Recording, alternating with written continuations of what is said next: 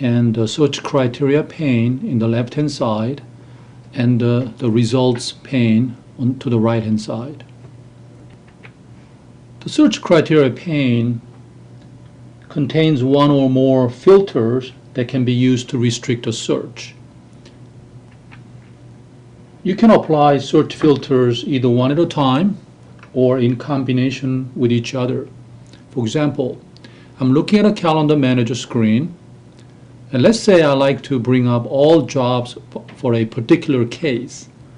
So now you see a filter called case, and this has the grayed out text field, which then means I cannot type anything in here, and it'll always have a binoculars button right next to it.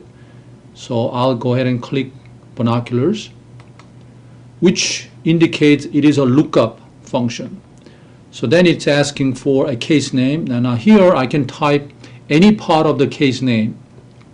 So let's say I type Merck and hit enter, and it'll pull up every Merck case that we have currently in the system. So let's say I'm looking at Gates versus Merck. So I'm going to go ahead and right click on it and then go ahead and select.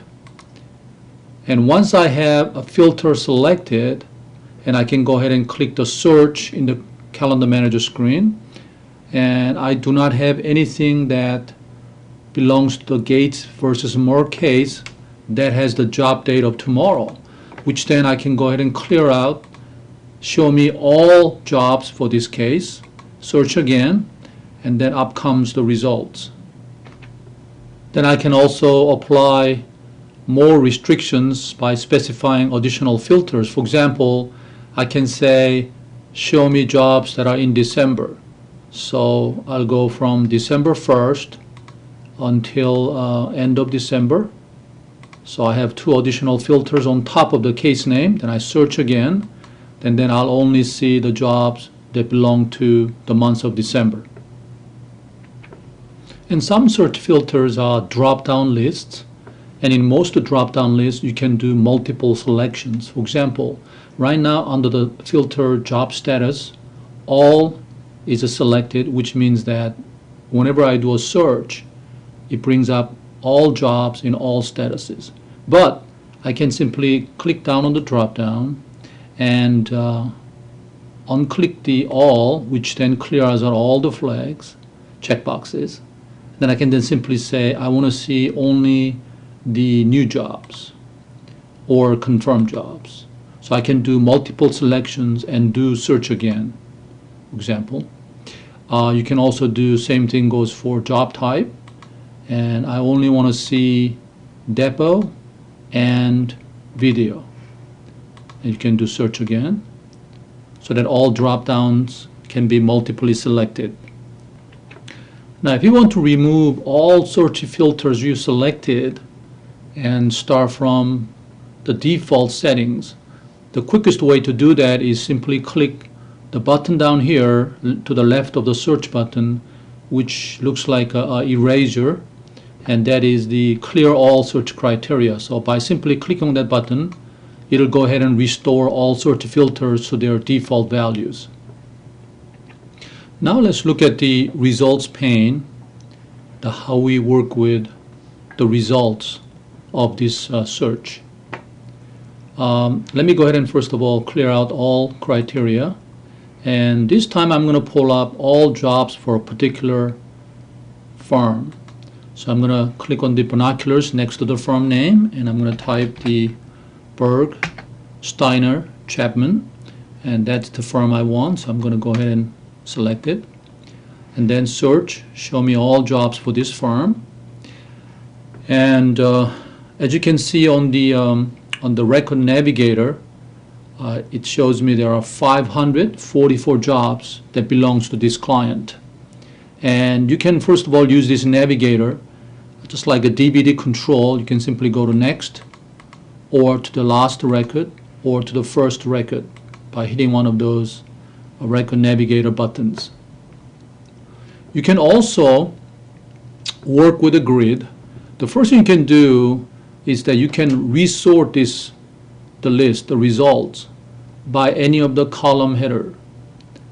So simply click a column header to sort by that column. So for example, I can click on the job status, and you can do either forward or backward sorting, ascending or descending.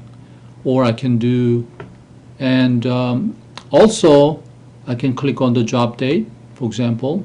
So I can do ascending, descending order. You can also rearrange the column order. That RB8 has the default layout of these columns in a certain order, but you can rearrange them to fit your the way you work in the scheduling department, for example. So here I see the, for example, case name. Let's say to me, case name is more important than job type. Well, then you simply grab the column name, case name, and simply drag to the left and any place you want, and then you can just simply move and let it go, and you can just move the job type to the right side, and so on and so forth. You can rearrange the columns any way you want. Now, once you rearrange the columns, the sort orders, and so on and so forth, these settings will stay permanent just for your computer, for this workstation, until you change it again. In other words, RB8 will remember and store these settings for you, so that next time you bring up the Calendar Manager screen, it'll be exactly the way you left it. Another feature you should know about the grid is that as you scroll to the right, and notice what happened, that I lost the important information such as the job date and case name and so on. So if you want to go ahead and freeze certain number of columns so that when you do scroll, they will not scroll together with the rest of the column, they'll simply remain frozen. To do that, you simply right click on the column header where all the tools are available to manipulate the grid, and simply go to lock columns and say I like to lock all the way to the third column. Now let's see what happens as I scroll. You'll notice that the first three columns are locked or frozen and they do not move, so that I do not lose the important information as I scroll to the right or left. But by far the most important and useful feature that is available in RB8 is what I call grouping capability. So again, by right-clicking on the column header, I can now select the very first item says group by box. When I click on it, the gray box shows up with a comment that says you can drag a column header here to group by that column. So for example, now I'm looking at all jobs for one firm, Bergsteiner Chapman. But I like to divide. There are 544 jobs and there are too many of them. I like to divide into different groups. For example, it might be a good idea or might be useful to group them by case name. So I'll know how many jobs are in each case. So all you have to do is simply grab a column header called case name and simply bring it up to that box and let it go. Now, if you look at the grid, you'll say there are 56 jobs that has no case name at this point, and Alvarez, there is one job. Aaron versus Mark, there is 27 jobs, and so on and so forth. Okay? So this becomes a nice grouping that tells me the subtotal under each group. Now you can group by more than one column. For example, if I wanted to group additionally under each case by attorney name, well then all I have to do is simply grab a contact and just drag it up there right next to the case name. And then now you have two groupings. The primary grouping is by case name, and secondary grouping by contact name. So it'll be something like this, that under each case I'll have attorney name and case name and attorney name grouped like that. To get rid of a grouping, all you have to do is simply grab a column header and just simply drop it.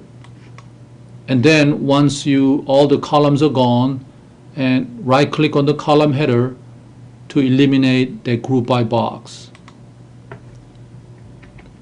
Now if you've been playing around these grid settings and you got to a point where you don't even recognize the settings at all, and you wanted to go back to the way it was, what I call a factory settings, our system defaults, well then simply again go ahead and right click on the column header and say restore defaults, and then this will basically go back the initial settings the way grid looked at the time of RB8 installation.